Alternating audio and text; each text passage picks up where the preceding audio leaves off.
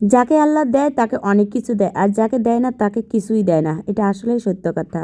আসসালামু আলাইকুম এভরিওয়ান, সবাই কেমন আছেন? আমি আপুরিচা নতুন একটি ভিডিও নিয়ে আপনাদের কাছে চলে আসলাম। তাই যে রাতে রান্না শুরু করলাম।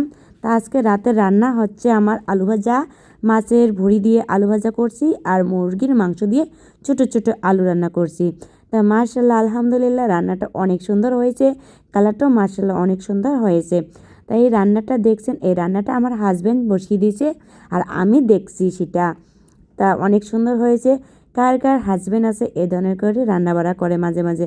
আমার কাছে তো খুবই ভালো লাগে। আমার হাজব্যান্ড মাঝে মাঝে রান্না করে। তার মাঝখানে অনেক কাজ কাম করে নিচ্ছি। আর এই যে দুপুরের জন্য করলা ভাজি আছে, সেই করলা ভাজিটাও আমার তো খুবই প্রিয়, আমি খেয়ে নেব। তা ভালো করে ঢাকনাটা দিয়ে ঢেকে রেখে দেই। তাই যে দেখেন আলু ভাজি আমার পুড়ে যাচ্ছিলো, তাই আবারও জালটা কমিয়ে দেই, ফির আবার বাড়িয়ে দেই, এভাবেই চলতে থাকি। তাই যে আমার রান্নার ঝোল শুকিয়ে গেছে, তাই একটু পানি দিয়ে ঝোল ঝোল করিয়ে নেই, কারণ ঝোল ঝোল ছাড়া আমার আবার ভাত ঢোকে না। খুব ভালো লাগে আমার কাছে একটু ঝোল ঝোল থাকলে। মাঝে মাঝে দেখবেন শুকনো ভাত খেতে আমার কাছে খুবই ভালো লাগে, আর মাঝে মাঝে আমার কাছে ঝোল খাইতে খুবই ইচ্ছা হয়। তা আজকে একটু ঝোল ঝোল রান্না করে নেই। তো এই দুনিয়াতে দেখবেন অনেকেই আছে গরিবেই থেকে যায়, আর কিছু দেখবেন না চাইলেও অনেক কিছু পেয়ে যায়। আমরা গরিব মানুষ, আমরা তেমন কিছু আল্লাহর কাছে চাই না, কিন্তু আলহামদুলিল্লাহ আমি যতটুকু পাইছি ততটুকু অনেক খুশি হয়েছি।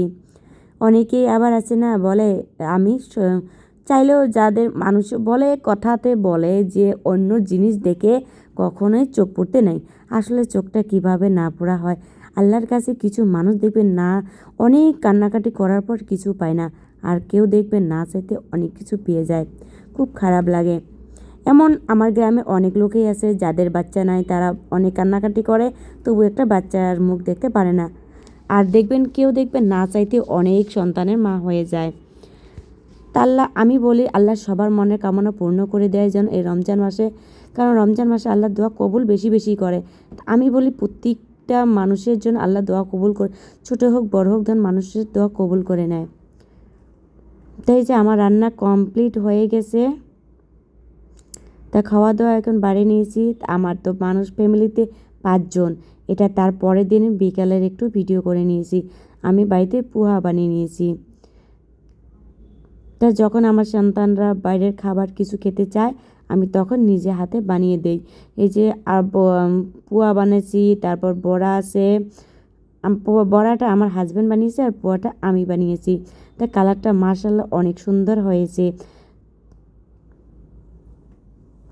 তা ভাজা তো রেড প্লেটে করে নিয়ে নিলাম। তখন ঘরে বেশি সবাই মিলে খাইয়ে নেব। তো একটু গরম ছিল তাই ফাটিয়ে দেখাই বলে কীরকম হয়েছে পোহাটা। তো অনেক সুন্দর হয়েছে।